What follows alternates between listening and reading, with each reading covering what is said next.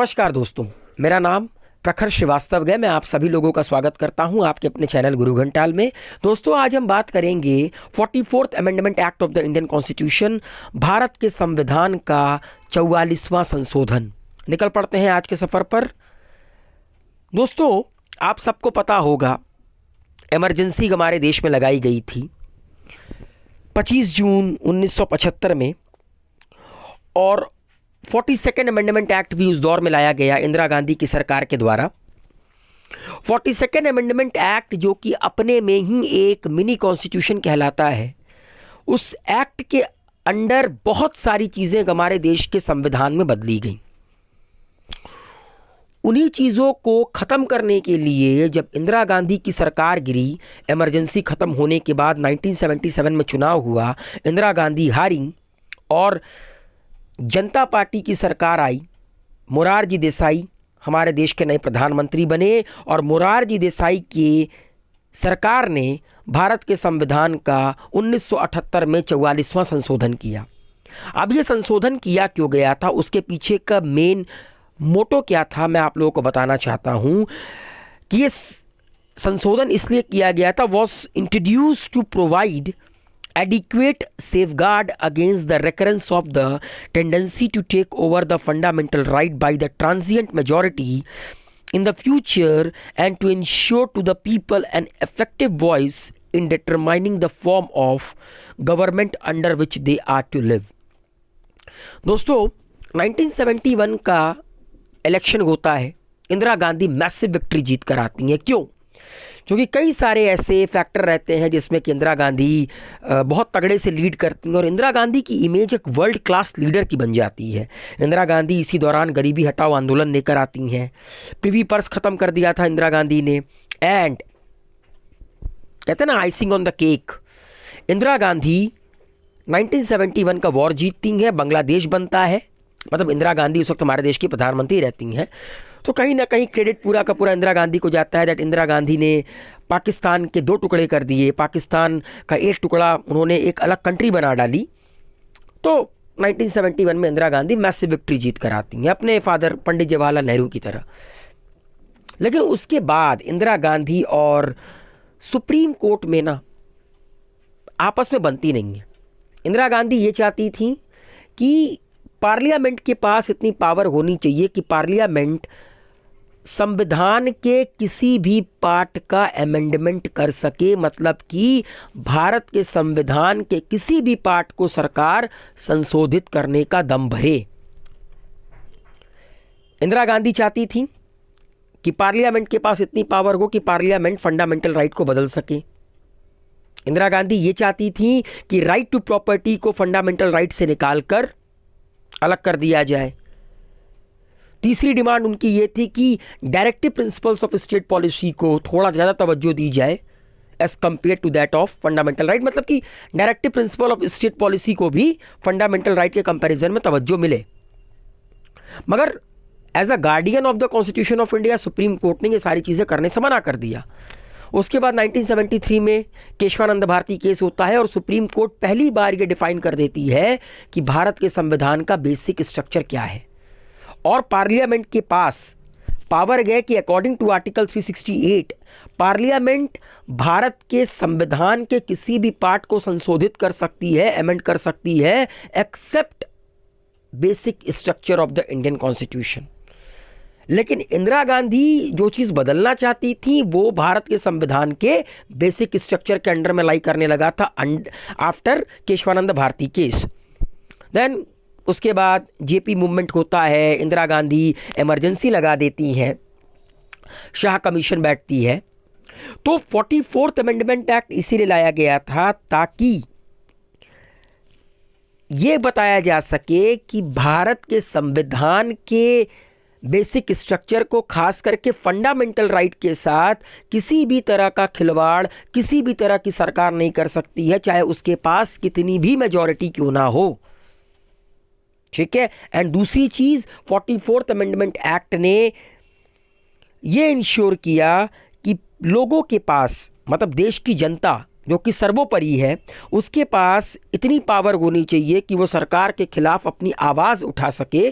क्योंकि 42nd amendment act जब आया था, इंदिरा गांधी ने इमरजेंसी लगाई थी। इमरजेंसी लगते ही फंडामेंटल राइट ख़त्म, और फंडामेंटल राइट ख़त्म होने के बाद ऐसा लगा कि जैसे कि हिंदुस्तान की आत्मा मर गई, क्योंकि हिंदुस्तान एक लोकतांत्रिक मुल्क है और कहीं ना कहीं लोकतंत्र खत्म हो गया। लोगों के पास इतना अधिकार नहीं था जब इमरजेंसी लगी थी कि लोग भारत के किसी भी कोर्ट का दरवाज़ा खटखटा सकें।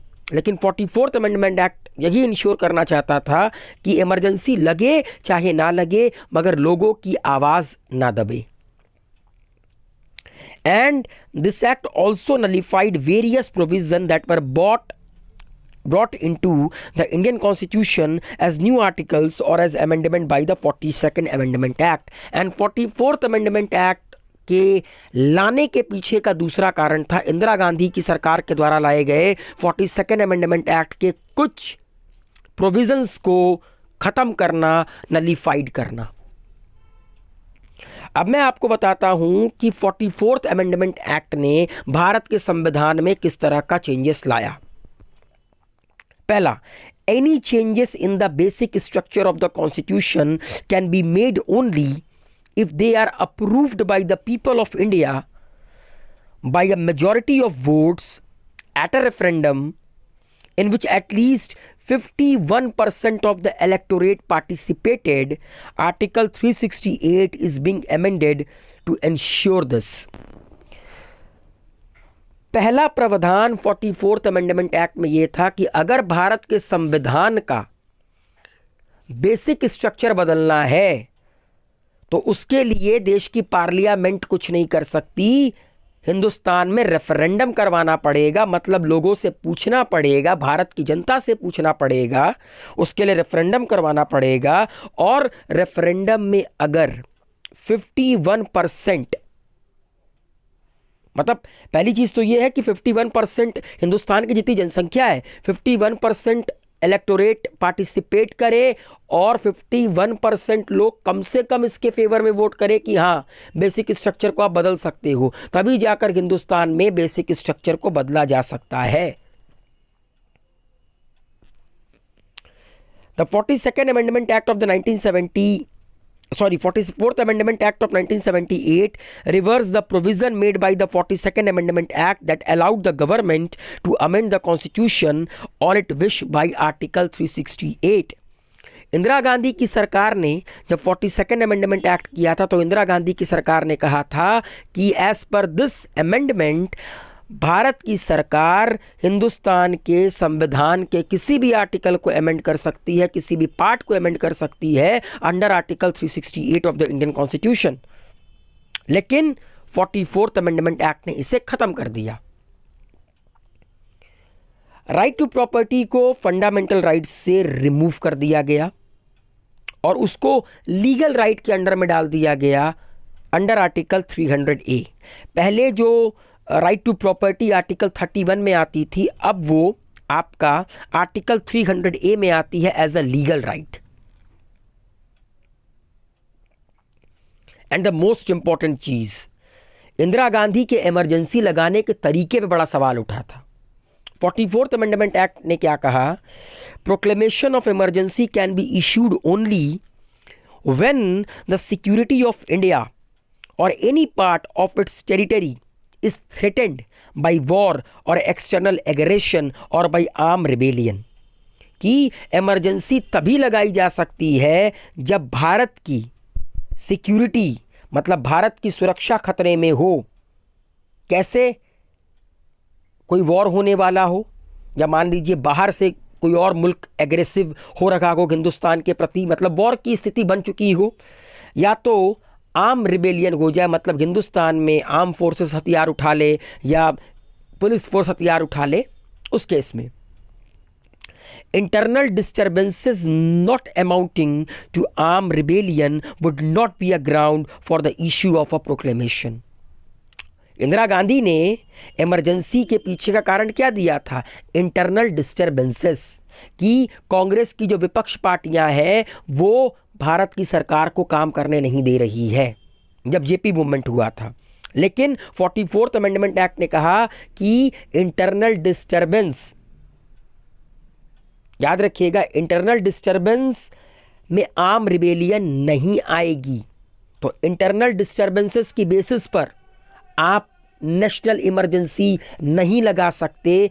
और एक बात याद रखिएगा, आर्म्ड रिबेलियन अगर देश के अंदर कोई हथियार उठाता है, अगर देश के अंदर कोई ग्रुप, मान लीजिए कोई आर्म फोर्सेस का ग्रुप, कोई म्यूटिनी हो जाती है, तो वो एक्सटर्नल इमरजेंसी का कारण नहीं बनेगी, वो नेशनल इमरजेंसी का कारण नहीं बनेगी, वो इंटरनल डिस्टर्बेंस के अंडर में काउंट नहीं होगी।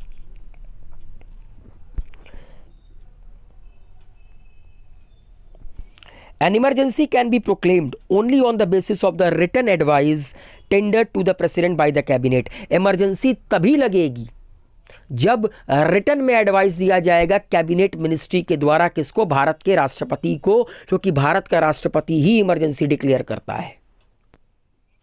The right to liberty is further strengthened by provision that law for preventive detention cannot authorize in any case detention for a longer period than 2 months unless an advisory board has reported that there is sufficient cause for such detention. आप लोगों ने preventive detention के बारे में पढ़ा होगा article number 22 में, कि सरकार को अगर लगता है कि कोई इंसान गड़बड़ी करने वाला है, उस इंसान के कारण शांति भंग होने वाली है, तो सरकार उसको गिरफ्तार भी करवा सकती है और नहीं तो बॉन्ड साइन करवा कर रिलीज कर सकती है। और उस बॉन्ड में ये लिखवा सकती है कि भैया देखो, अगर तुमने किसी भी तरह का कोई कर्म कांड किया जिससे देश को खतरा पहुंचा या शांति को खतरा पहुंचा, तो भैया तुम जाओगे जेल में। लेकिन इंदिरा गांधी ने जब इमरजेंसी लगाई थी तो प्रिवेंटिव डिटेंशन की धज्जियां उड़ाती थी।